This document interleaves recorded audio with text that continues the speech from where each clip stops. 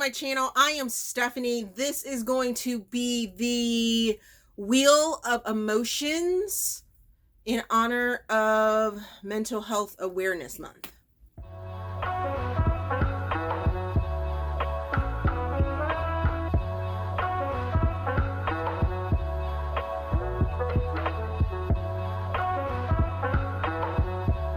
So I was inspired. As you guys can see, I'm trash today because I didn't feel like getting out of bed, and I threw on my little cap, and I'm not wearing my glasses, so this might take me a little bit to actually do, because I can't see anything. My writing is kind of small, but I was inspired by Jada Ray Reads. I saw this video of hers, saw this video on their channel, and was inspired to do a similar one, picking books that I have read. So if you don't know, Plutarch does or has a wheel of emotions that is out there, and there's levels of them, but there are 8 basic emotions that humans have. And I figured, being inspired by that other book creator or booktube creator, I would go ahead and do this as well, taking the emotions, the 8 basic ones, and giving you guys books along those same lines.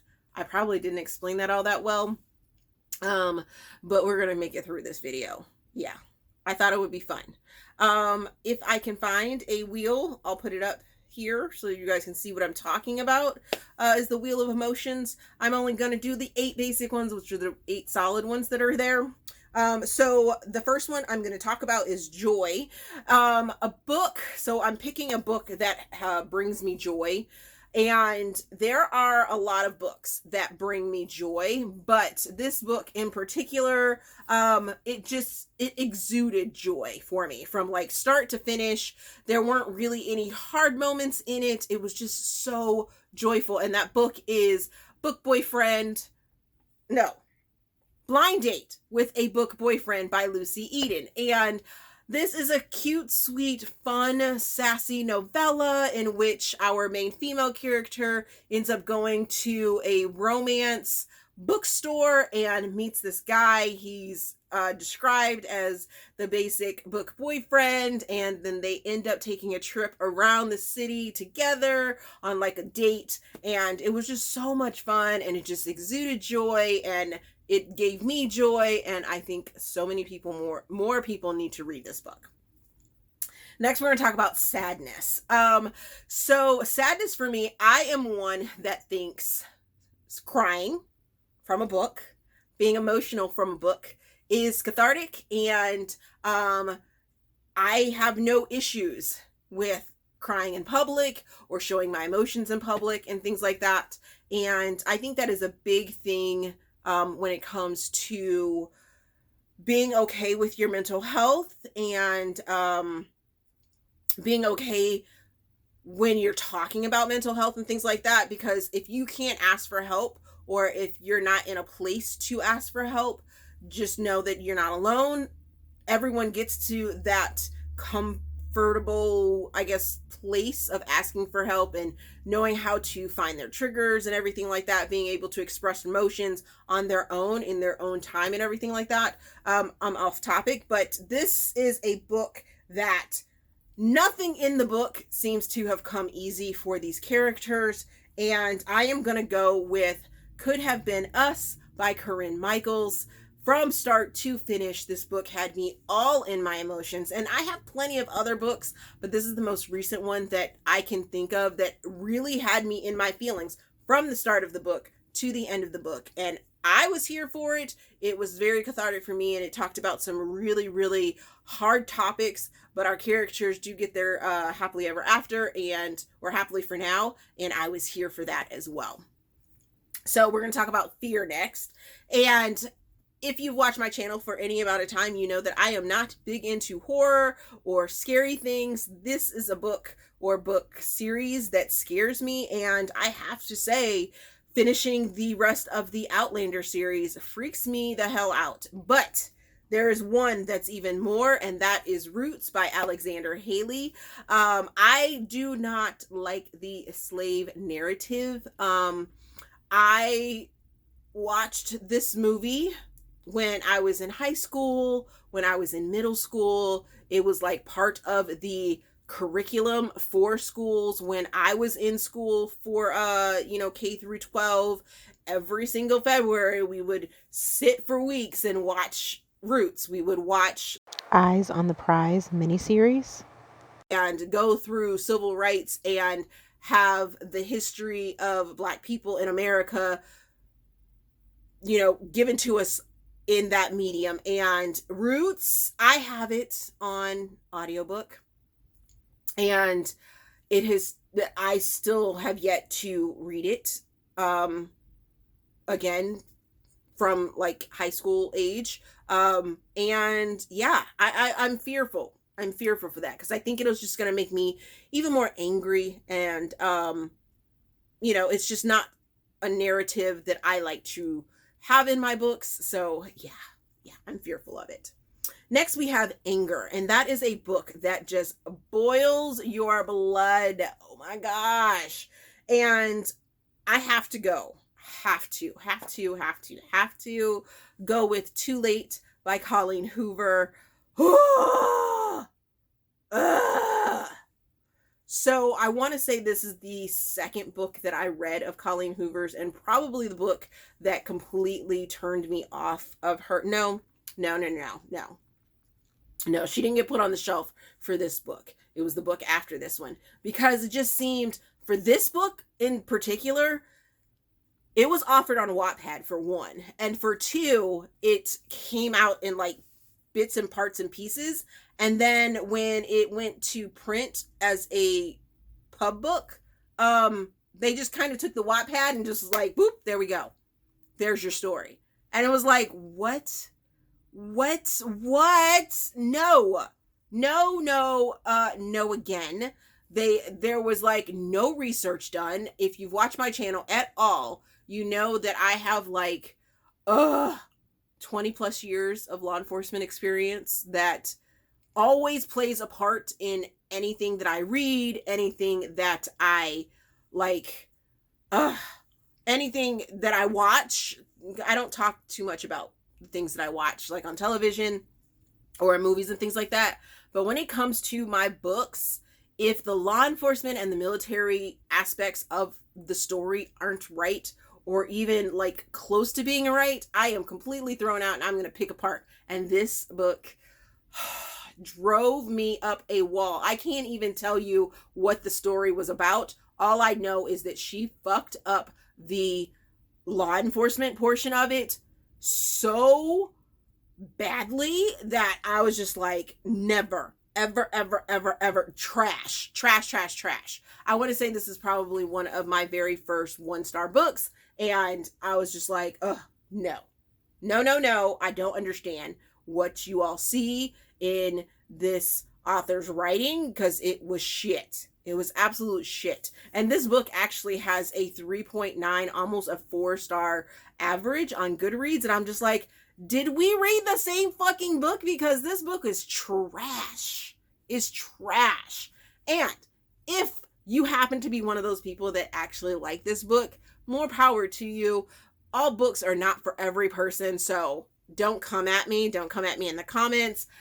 No, just not for me, and I have my reasons. Period. Woo. I maybe should have left that one as last. Okay, for anticipation. Anticipation are the books that you are excited for, that haven't been released yet, and I have a list for you. So we have Sweeper by Amy Daws. She hinted to this at the end of Replay, and I am so excited for this book. Oh my god, I can't wait. Then we have Angel's Promise by Aleatha Romig. This is the second book in the Devil's Duet. Can't wait for that one.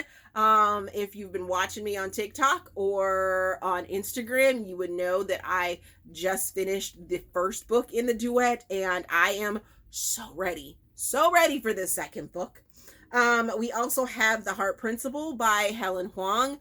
this book has been on my radar since it was announced after the Bride test, but it has been pushed 2 years now because it was supposed to come out last year. Then COVID hit, and we were in all sorts of a pandemic, so it got pushed, and then it was supposed to come out this spring, but then I believe it got pushed again to this fall, so it won't be out, hopefully, fingers crossed, until like October time frame. And I'm really looking forward to it. This character I really want to know more about, and yeah, definitely. There was another book that I had unanticipated. Oh, and Real by Kennedy Ryan. Oh my goodness, this is Kennedy stepping her foot into historical Black Renaissance, and I am here for it.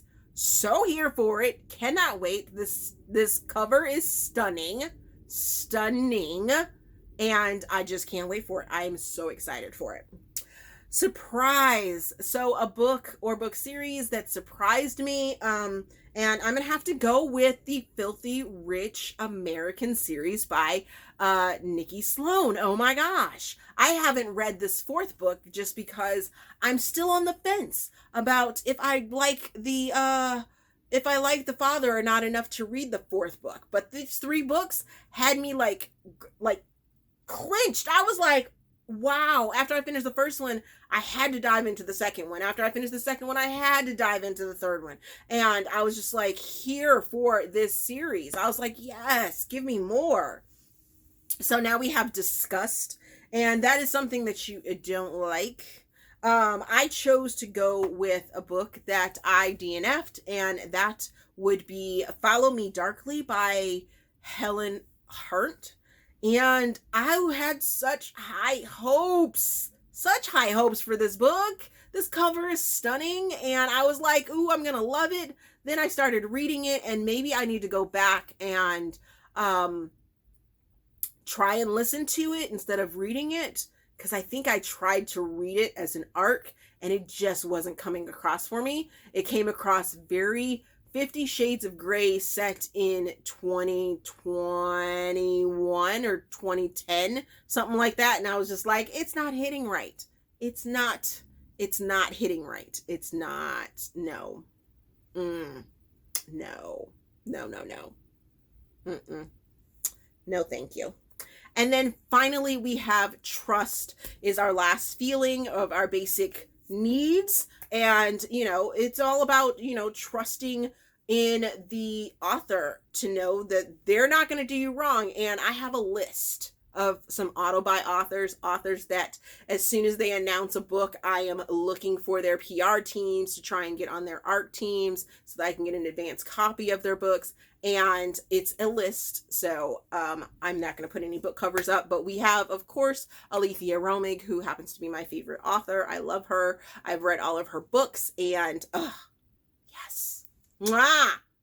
I will trust in Aleatha to give me a ride, and I don't even care what that ride looks like. Then we have Kennedy Ryan, who gives me all the emotional realness, because I know Kennedy does her research and puts her foot into every single book that she gives me. We have Rebecca Yarros and Corinne Michaels. We have Dylan Allen. Who else? Amy Daws brings the funny, oh my goodness, as well as Meghan Quinn gives me so much funny and sexiness that I'm just like, yes, mwah, give me more. So those are authors that I absolutely trust full-heartedly that they are not going to do me wrong, and I will one-click them as soon as I see their pre-orders come up. Click, super quick. So, as always, if you enjoyed this video, let me know down in the comment section, what are some of your book recommendations or book likes that pair up with these emotions? Know that you are not alone if you are in a mental health crisis at this point in time. Last year, 2020, was a fuck show for everyone. Know that you're not alone in any of your feelings that you may be having. Let's discuss some books, because books make me happy, and I hope books make you happy. As always, if you enjoyed the video, please give it a big thumbs up, subscribe to the channel. Also, there is a feedback form down in the description box so you guys can help me improve my channel, my Ko-fi, my PayPal, my Patreon, which is now at one flat fee for the month, and you get all 4 of, or the months, the Sunday weekly wrap-ups in full out thought, as well as Steam ratings and rankings, thoughts, feelings, all of that. Over on the Patreon page every Sunday, as well as early access when possible to the Tuesday and Thursday videos that are offered here on YouTube. Thank you guys for watching, and we will see you in the next video. If you come with me tonight.